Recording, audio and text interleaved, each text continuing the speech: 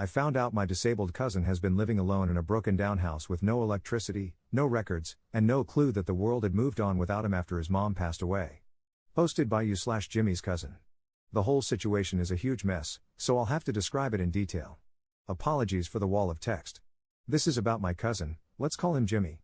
Jimmy is a developmentally disabled adult. He's in his late 40s but has the cognitive abilities of an 8-year-old child. He has always lived with his mother. She took care of him until she passed suddenly at the beginning of last year. Jimmy isn't capable of holding a real job. He does odd jobs for people in town and on the nearby farms and gets paid in cash. He and his mom lived on what little cash he brought home and what I suppose was his mom's social security, from how he describes it. They were very poor but were capable of buying the basic necessities, and their neighbors gave them second-hand clothes or things they didn't need anymore. From what I understand, his mom owned their house, which is quite small and in a derelict state, and some land where they have a few chickens and a garden where they grow vegetables. They are simple people from a rural area who live on very little. Jimmy is partially capable of living on his own, that is, he can do some basic cooking, do the laundry, the house cleaning, and the groceries if it's a store he knows. He also takes care of the chickens and the garden. But he can't drive, can barely read, and is not really capable of functioning in an environment he doesn't know. He can't take care of anything like paying the bills or filing taxes. He doesn't have a bank account or anything like that. He's also shy and afraid of strangers. He keeps his cash in a box and knows not to spend more than he has but doesn't really have a fine grasp of how money works. I should add that he's the kindest person I know and a hard-working man who never complains about anything. After his mom's passing, Jimmy stayed alone in their home, with no one to take care of him. He has lived there since then, about a year ago. I was out of state for years and only just came back and decided to go see how he was doing. I was shocked to see that although he has organized his life the best he could, he lives in absolute poverty. There's no working AC in his home, and no heating to speak of. He hasn't paid the bills, probably doesn't know how to, so he has no electricity and no phone. Thankfully, he has a well he can pump water from. He keeps himself clean, but with no hot water. It's like he's living in the 19th century. He survives on what little he makes doing odd jobs, buys some groceries, and eats the vegetables he grows and eggs from his chickens, but it's not enough to feed him properly, especially in the winter. It seems that he's been left to live alone after his mom died and has not reached out for help, and no one has given him a hand either. I was very surprised that he wasn't visited by Adult Protective Services or anything like that after his mom's passing. He clearly needs help and is not capable of asking for it. He needs a guardian but doesn't have one. His mother was his actual guardian, but that was never made official. He always lived with her, and it looks like she never took any steps regarding what would become of him after she died. She was a loving mother, but she wasn't very socially adapted herself. I and my siblings are the last family he has. I'd like to become his guardian because I think he needs help, but I know that he needs to go on living like he's used to, because removing him from his house would kill him. I don't think there's any way Adult Protective Services will let him live in his house, but that's what he needs, with help from a guardian, of course. His whole life revolves around his garden, his animals, fishing, and taking long walks in the woods. He's capable of organizing his life in the conditions he's used to. However, he completely shuts down when he's with strangers in places he doesn't know. I've witnessed that. Putting him in a home somewhere would be terrible for him. I inherited a house in a nearby town and I'm planning to settle there, so I could check on him. He seems to be okay with that. I've reached out to his mom's church's pastor, and he thinks he could have church members organize a watch to go see him regularly and help him. I thought I would help him get assistance from services and help him file for Social Security disability insurance because he's physically fit to work but can't realistically hold a job, and he is disabled. But as I did so, I wasn't able to find an ID, a birth certificate, a SSN, or anything. I searched the whole house thoroughly but couldn't find anything. He doesn't have a driver's license or any kind of ID. He's never filed taxes or anything official like that. He has no idea what a birth certificate even is. I'm starting to suspect that Jimmy's mother never bothered to register his birth. That wouldn't be so surprising coming from her. So I have a lot of questions. 1. How can I legally become my cousin's guardian?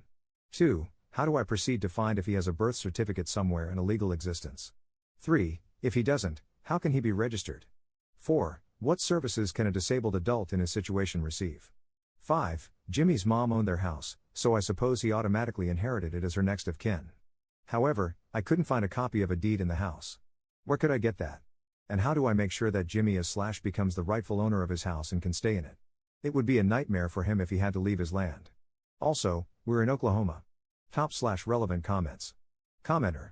You need a family law attorney who specializes in guardianship cases to handle this. Your wall of text isn't even close to enough information to give you a super accurate picture, And the only way for you to navigate this with as little damage as possible to Jimmy is by hiring an attorney. 1. You can legally become your cousin's guardian by petitioning the court for guardianship. You will have to take a class on what that means and potentially complete some extensive paperwork.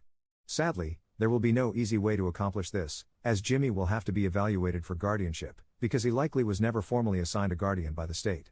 This means going to mental health professionals, visits from adult protective services. Many people will enter his life, if only briefly, to evaluate whether he is safe, competent, etc. Without a lawyer and no guardian, the state will have to immediately remove him from his current situation if they determine he is mentally unable to care for himself, which is likely, given your description of his living conditions without power. With a lawyer, you may still have this problem, but the lawyer could potentially mitigate the issues. 2. If you have his birthday, you can find out this information. It would also be helpful to have his mother's death certificate, as it provides information that would be helpful in researching date of birth, full name, etc. This will cost at most a few $100s with a manual record search in the county birth registry. Likely, it would be less. 3. You would petition the court to do this with the county birth registry. There is a process for doing this that would be easier with a court order. 4. There are many services he would be entitled to as a disabled adult, too many to list, and they all have complicated hoops to jump through to qualify.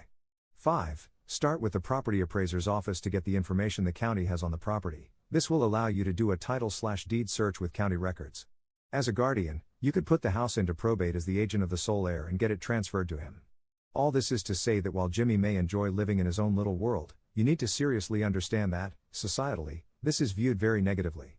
During his evaluation, a caseworker may decide that Jimmy cannot live on his own, and a judge is almost always going to follow that determination. You're doing the right thing by trying to step up, just be prepared for how different the landscape may look at the end of the journey. Ops response. Thank you for your detailed answer, much appreciated. Yes, I'm aware things may not go the way I imagine. I'm torn, honestly. I can't let him live in his current conditions, it would be cruel and downright neglectful. I'm mad that his neighbors let him live like that and didn't do anything. On the surface, he looks like he manages, and he's proud of his perceived independence, but when you know him, you know he needs help. At the same time, if he has to move, he will hate it. I convinced him to stay with me for a while in the house I'm renovating, but after 4 days he said he wanted to go home, and I couldn't convince him otherwise. I haven't found a good solution yet. As for your first point, you're right, of course, but I know Jimmy will hate being prodded by social workers and doctors. I know it's for his own good, but he can be very stubborn, and it's going to be tough. I hope they let me or someone he trusts be with him for this. Op adds an edit to his comment. I must add that I have paid his bills and given him food and blankets, so his conditions are a little less dire, but there's still a lot of work to do in the house. Update 1 month later. This is an update to my post because people were worrying about my cousin and kindly asking for news. I hope this one doesn't break the rules of the sub. First, the good news, I've found an arrangement with my cousin. It took a lot of persuasion, but he agreed to spend his nights at my place while we do some badly needed repairs to his house. At least he has a warm and safe place to sleep, and I can make sure he has a real dinner. He develops anxiety when he needs to change his routine, and this is a major change for him. I'm proud of him for being willing to try. I drop him at his house in the morning, and either we do some work there or I go to work and he spends his day as he's used to, tending to his animals and his garden and hiking. He says he needs to hike every day, even in terrible weather, otherwise, he feels trapped and gets nervous. Then I pick him up in the evening, and we go to my place. He seems okay with this arrangement for now. I'm not sure how long it's going to last, but for now we're fine. He's grieving his mother, and spending time in the place where they live together seems to comfort him, but I feel better knowing he's not spending his nights alone over there in a crumbling house. About the rest, now, things are going to be complicated. I haven't been able to find anything about Jimmy's birth certificate in the county records. There isn't a deed for his house in the records either. I have no idea who could be the owner of this house and the land around it. I'm meeting with a lawyer soon to talk about the guardianship issues, and we'll need to discuss the rest too.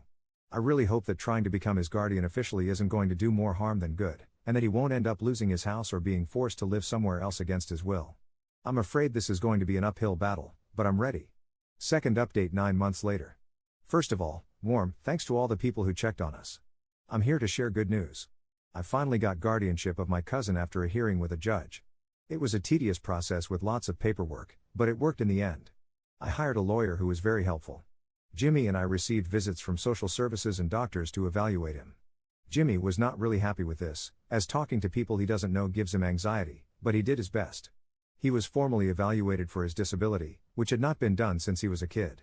The social workers determined, as I had, that he couldn't stay in his home, but they agreed that he was safe with me. I was afraid they would remove him, but they were really helpful and agreed that the best place for him is with me.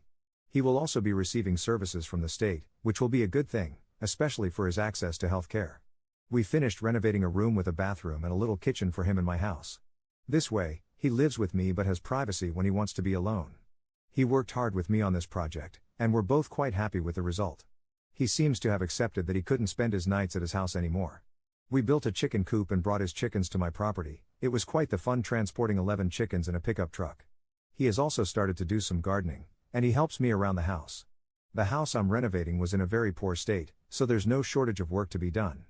Jimmy keeps himself busy, and he gets to exercise as much as he needs, so he's feeling well. I still drive him to his house regularly so he can fish in the creek and hike on the paths he knows. We're exploring the nature near my home so he can find new places to hike. On a side note, we finally found Jimmy's birth certificate, with great difficulty, because he was registered under his mother's maiden name and with a different first name. From what I heard from the few people who knew his parents when they were young, they didn't trust the government and came to live on an isolated farm to not be bothered by anyone. It looks like they tried to hide their son's birth by registering him under another name.